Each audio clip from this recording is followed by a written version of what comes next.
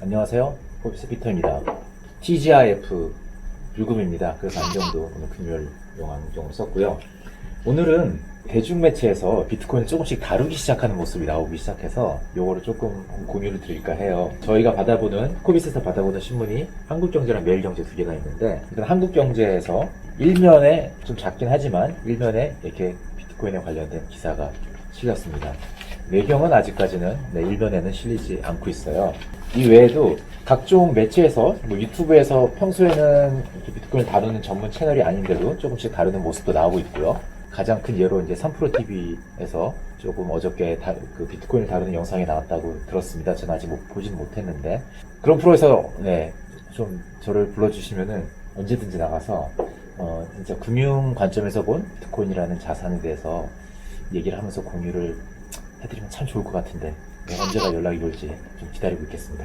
또 한 가지 말씀드리고 싶은 거는 오늘 레이 달리오에 대한 얘기를 좀 할까 해요. 왜냐면은 이런 대중매체에서 지금 비트코인의 시장을 얘기를 하면서 이제 찬반론을 얘기를 하면서 꼭 반대 의견으로 레이 달리오를 많이 인용을 하시더라고요. 물론 레이 달리오가 최근에 어떤 그 미국의 TV 매체에 나와가지고 좀 비판적인 말을 했는데, 워낙 유명하신 분이다 보니까 많이 인용이 되고 있는 것 같아요. 그런데 이제 실제 그 인터뷰 내용을 보면은 레이 달리오가 다른 거시경제, 금융시장에 대해서 다른 얘기, 주식이나 채권 이런 얘기부터 많이 하다가 이제 뒷부분에 가서 인터뷰하는 사람이 질문을 했더니 짤막하게 끝에 가서 질문한 거에 대한 답이었거든요.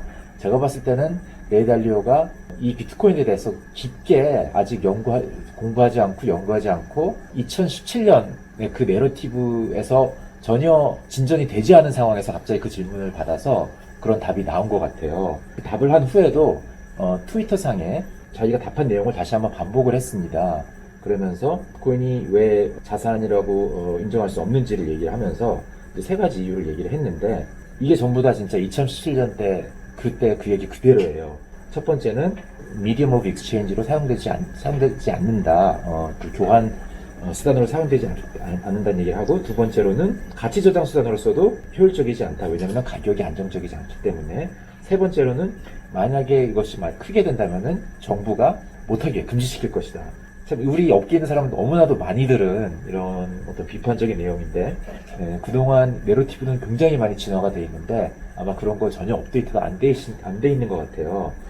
미디엄 오브 익스체인지 지금 사용이 안 된다는 거는 그게 중요한 것이 아니죠. 왜냐하면 지금 현재는 가치 저장 수단으로서 많은 사람들이 받아들이고 있고, 미디엄 오브 익스체인지가 될지 안 될지는 모르지만은 그건 그렇게 중요하지 않다고 생각을 해요. 왜냐하면은 가치 저장 수단으로서 사람들이 받아들이면서 그때 제일 사실 가격 상승이 가장 많이 일어나는 거거든요. 그리고 사람들은 가격 상승이 충분히 일어나지 않으면은 이걸 커피 사는데 쓰지 않을 거예요. 왜냐하면 그렇게 했다가는 우리가 2010년에 10,000BTC 가지고 피자 사 먹은 그 사람처럼 될 수밖에 없거든요. 다들 이렇게 가치가 앞으로 100배 정도 오를 거라고 생각하는 사람은 절대 지금 비트코인을 자기 손에서 놓지 않겠죠. 근데 이거는 시간이 걸릴 수밖에 없는 일이고 그렇게 중요한 일도 아니고, 투자하는 사람 입장에서 봤을 때는. 두 번째는 이제 그 가치 저장 수단에 대한 얘기를 했는데, 가치 저장 수단이 되는 자산은 필요한 것이 가격이 안정적인 게 아니라 가치를 보존할 수 있는 내구성이 제일 중요한 겁니다. 그래서 내구성이 있기 위해서는 이제 영어로 말하면 price stability가 아니고 durability가 제일 중요한 건데, 이게 내구성을 갖기 위해서는 가장 중요한 거는 희소 가치가 있어야 되는 거죠.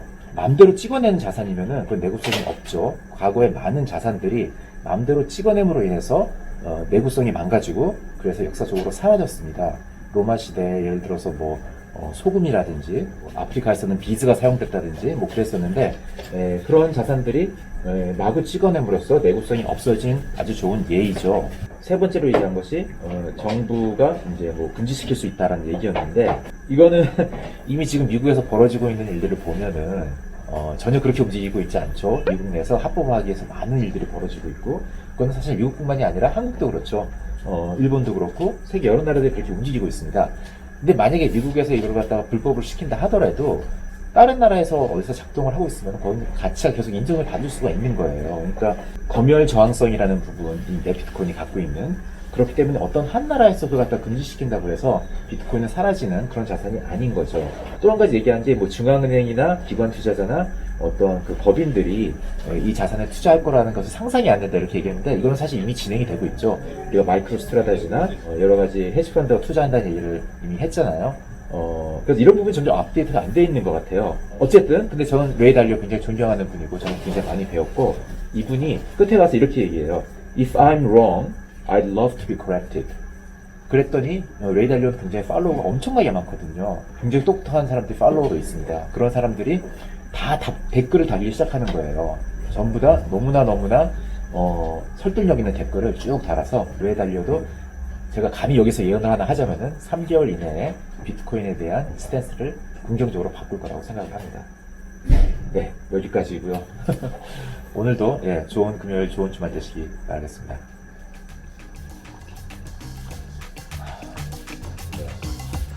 안녕.